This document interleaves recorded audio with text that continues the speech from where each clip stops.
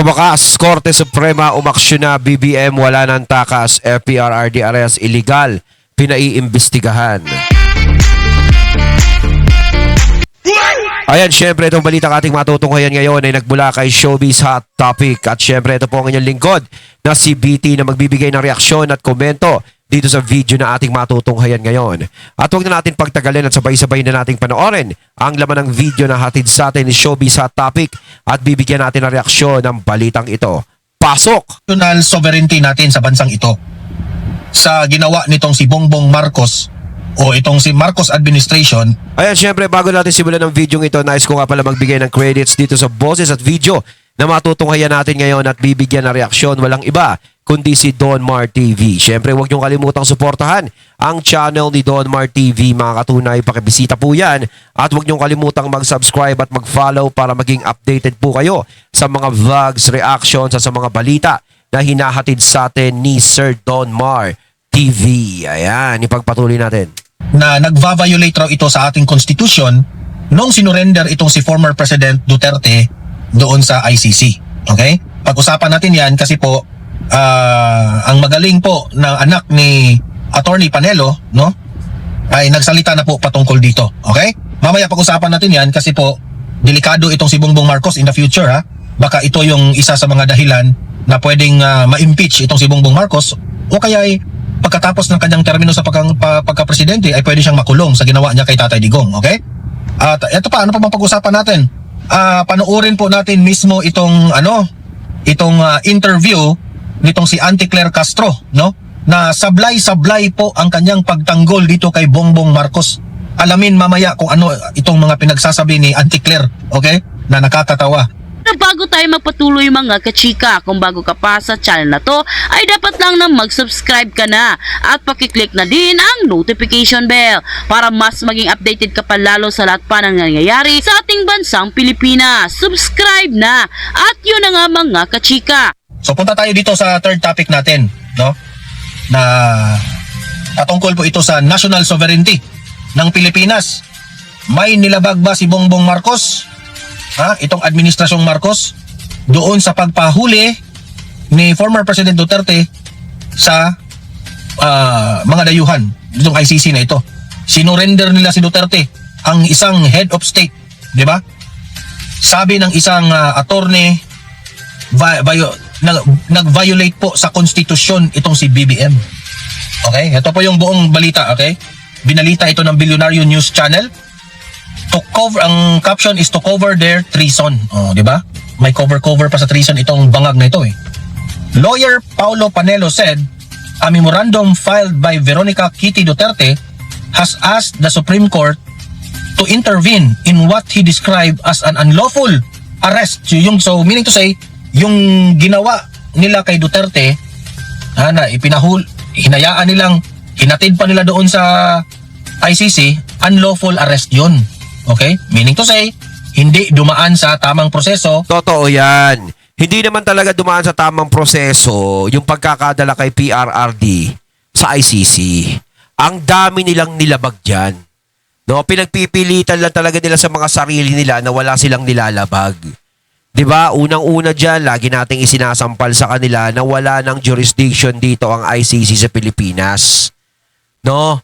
Ngayon, pagpalagay natin, hindi siya kinuha ng ICC dito. Ang problema, sila mismo ang nagdala kay PRRD doon sa mga ICC sa ibang bansa. Ngayon, dahil sa wala ng jurisdiction ng ICC dito, hindi na pwedeng manghimasok ng ICC dito. Diba? Kung tutusin, dapat hindi na siya tinanggap ng ICC. Diba? Itong ICC kasi, parang pasikat din, eh. Diba? Wala na silang jurisdiction, hindi na sila pwedeng tumanggap ng kahit sino dito, no, nadadalin sa kanila. Diba? Ang may karapatan lang humatol kay PRRD o may karapatang mag-imbestiga sa kanya, may karapatang litisin siya, ay ang korte dito sa Pilipinas, hindi ang ibang bansa. Diba? So, malaki talaga yung pagkakamaling ginawa ng gobyerno natin dito sa Pilipinas sa pagkakadala kay PRRD. Oh, malaki talaga balik niyan. Kasi sa ngayon talaga, itinatama nila yan. Itatama nila, pipilitin nilang itama yung mali na yan. Para hindi lumabas sa tao na talagang mali yung naging desisyon nila. Ang sasabihin talaga nila, tama yung naging desisyon nila. 'Di ba? At sa batas natin. Yan ang sabi ni Kitty Duterte. And the transfer of former President Rodrigo Roa Duterte to the International Criminal Court. Unlawful yun. Hindi na po nakafollow. So meaning to say, if unlawful, nilabag po ang ating national sovereignty. Ganun lang kasimple, di ba? Pero hindi po maiintindihan yan ni Rimulya at ni PBM. Inom muna ako ng tubig kasi nag-dry na yung aking throat. Hindi naman kasi nila maiintindihan yan kasi nga, 'di ba?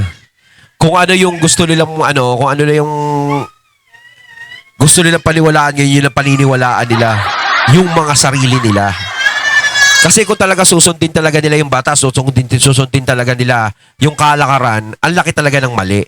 Kaya nga sila nakapagsalita ng you can bend the law. 'Di ba? Kumbaga sa nangyari kay PRRD, talagang in-apply nila yung bend the law. No, kung law talaga yung pinatakbo nila noon, di dapat si PRRD nandito pa.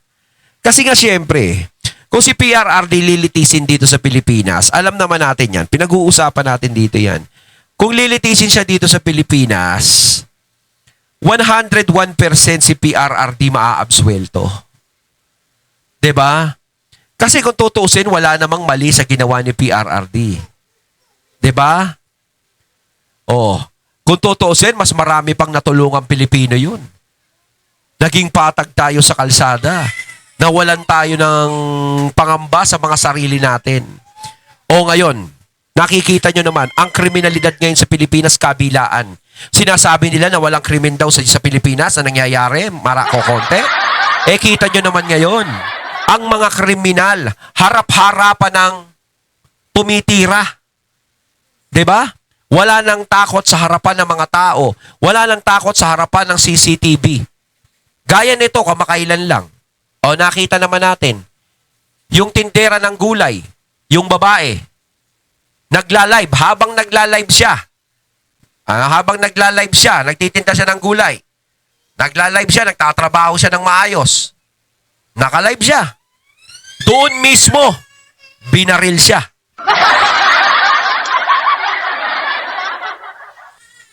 Doon mismo binaril siya. 'Di ba? Halos wala nang katakot-takot ngayon. Pero nung panahon ni Tatay Digong, wala. Ang daming natatakot. Hindi sila makagawa ng kahit na anong krimen. Panelo argued that the case raises a fundamental question of national sovereignty. Kaya nga, dapat questionin si Bongbong Marcos dito. No? Kung may nilabag ba siya sa national sovereignty. Of course. Accusing the Marcos administration of violating the Constitution and due process in surrendering a former head of state to a foreign tribunal. Kasi alam naman natin, si Bongbong Marcos, hindi yan lawyer. So, sino siguro ang nakapag-advise nitong si BBM na ganoon po ang gagawin nila kay Duterte? Good luck sa'yo, Bongbong Marcos. Hindi, yan ang nagpapahama kasi sa kanya, yung mga advice na yan eh. Kung tutuusin, dati pa siya napapahamak sa mga nag-a-advise sa kanya eh. Di ba? May mga magaganda bang naidulot yung mga nag-a-advise. Sa tutuusin talaga, yun ang nagiging punot dulo talaga. Kaya nag-iiba-iba na yung takbo ng ano natin ngayon. Hindi ka pa ngayon, BBM, kasi presidente ka pa.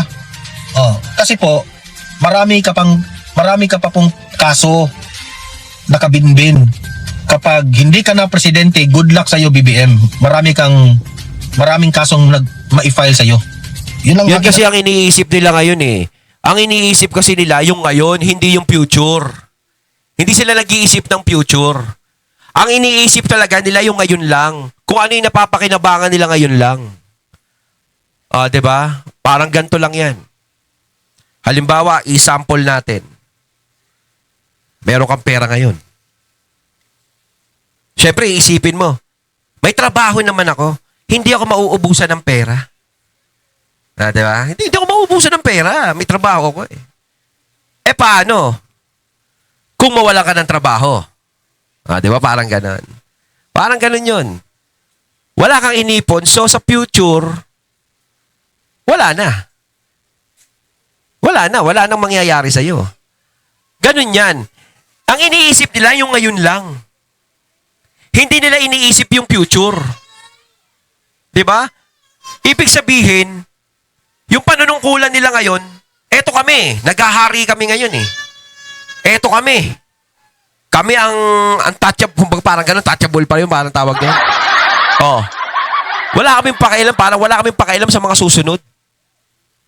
Eh hindi nila alam na nag-iiba-iba ang panahon. Hindi araw-araw Pasko. Kaya nga may salita tayong hindi araw-araw Pasko eh. Oh. Kung hindi sila mag-iisip ng tama, pangit ang magiging resulta sa kanila sa future.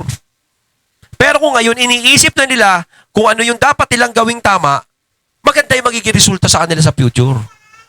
Ayun yun. Hindi yung porkit kung ano yung nakukuha mo ngayon, kung ano yung natatamasa mo ngayon, yun na yun. Diba? Hindi pa pwedeng ganun. Kailangan mag-isip ka, ano ba ang future ko sa mga ginagawa kong katarantaduhang ganito? Sa mga maling desisyong ginagawa ko, ano magiging resulta nito sa future? Magiging maganda pa political career ko nito? Magiging maganda pa tingin sa akin ng mga tao nito pagdating sa future? Paano kung matapos na yung termino ko? 'Di ba? Hindi kasi habang buhay, pwede kang maupo bilang presidente, pwede kang maupo bilang ganito. Matatapos 'yan. 'Di ba matatapos 'yan? Oh. Kasi parang papatag na patag sila sa 2028 na ayan na naman tayo eh. O, di ba dati sinasabi nila yung alyansa, malakas ang panalo, mananalo, 12-0. Ay, si Lito Lapid lang ang nakapasok eh. Tapos ito na naman ngayon, 2028, baka iniisip nyo. Kung sino i-endorso namin, mananalo. Matatalo si Sara Duterte dyan. O mai-impeach si Sara Duterte. Eh, paano pag hindi na-impeach si Sara Duterte, nakatakbo siya? O ipagpalagay nyo, ma-impeach si BP Sara na wag naman sana. Sa tingin nyo ba, walang itutulak yung kampo ni BP Sara na tumakbo kapalit ni BP Sara bilang presidente? Dalalaban sa inyo? Natural, magtutulak din yan. Meron ding ilalaban yan. Di ba? Paano mangyayari sa inyo kung pangit na yung future nyo? Hindi iboboto kung sino yung taong itutulak ninyo. Ganun yun eh. Di ba? Analysis dyan ha. Makukulong ka rin, BBM, sa ginawa mo kay former President Duterte. Nagalit po ang taong bayan sa... Sa totoo lang talaga, lahat ng mga ginagawa ngayon kay PRRD, lahat ng mga nangyayari sa mga Duterte ngayon, may posibilidad na bumalik yan doon sa mga taong gumawa sa kanila ng ganon. 'Di ba? May posibilidad na bumalik yan. Babalik ang karma niyan. Ginawa mo. Kaya nga nag-negative na yung rating mo sa lahat ng survey. Isinusuka ka na ng taong bayan. Ayaw na ng taong bayan sa'yo. A beloved former president languishing in foreign captivity and his beleaguered nation await, Panelo said. Anak ito ni Panelo eh. Okay? By unlawfully detaining a former president without a warrant and due process. Kaya nga walang ano ba to? Ano pala yung signal natin, parang na-off yung signal natin sa microphone. So, saan na ba tayo? Maraming taong nagalit nung saksi naman tayo, no? Kasi may video, di ba? Kung paano nila inaresto si Tatay Digong. At hindi po yun nag-follow sa batas dahil wala pong warrant of arrest. Yes. Okay? Marami pong violation. Saksi ang buong Pilipinas. Taliwas na lang sa mga... Yung warrant ka, binabasa sa cellphone eh. Hindi ka naman pwedeng magbasa ng warrant sa cellphone para namang walang ka ano-ano nun. Walang ka... Ano ba tawag doon? Kalimutan ko. Basta yun na yun. Diba? Kailangan hindi ka man lang nag-effort. Diba? Na talagang yung warrant talaga, babasahin mo na sa papel. Diba? Sa cellphone lang. Mali mo, gawa-gawa mo lang yun eh. Pwede mo ang gawin yung ano eh. 3 FB mo eh. Tapos mag-chat ka doon sa isa eh. O kunwari, ito yung nagpadala pero ikaw din yun. O ito yung nag-send ng warrant of arrest mo. O pero ikaw din yun. O babasahin mo ngayon. O di ba madali lang yan? O. Kalaban ng mga Duterte at mga bangag na mga loyalista, mga ano yun eh, bulag yun eh, sa katotohanan. So what do I mean? No? itong ginawa ni Kitty Duterte by filing the Supreme Court, no? Malaki po ang chance. No, hintay-hintay lang tayo kasi po tama po yung sinabi ni ni Tatay Digong. Meron pong araw, no? A day of reckoning. Yeah. Malapit na yan, sa totoo lang. Okay? So, mag-comment kayo mga taong bayan. Naniniwala ba kayo na nilabag ang national sovereignty ni BBM? Ang ating Oo, nag-violate siya sa talaga constitution sa atin sa ginawa niya kay Tatay Digong? Ilatag nyo ang inyong komento dyan, ha? At tayo po'y babasahin natin yan. Okay? Ayun, natating nato kaya ng video na nagmula kay Showbiz Hot Topic at syempre nato kaya natin ang boses at video na yun na binigyan natin ng reaksyon na nagmula kay Don Mar TV. Kayo mga katunay, anong masasabi nyo tungkol dito? Comment lang po kayo sa comment box. So once again, I'm BT and I'm out. Peace.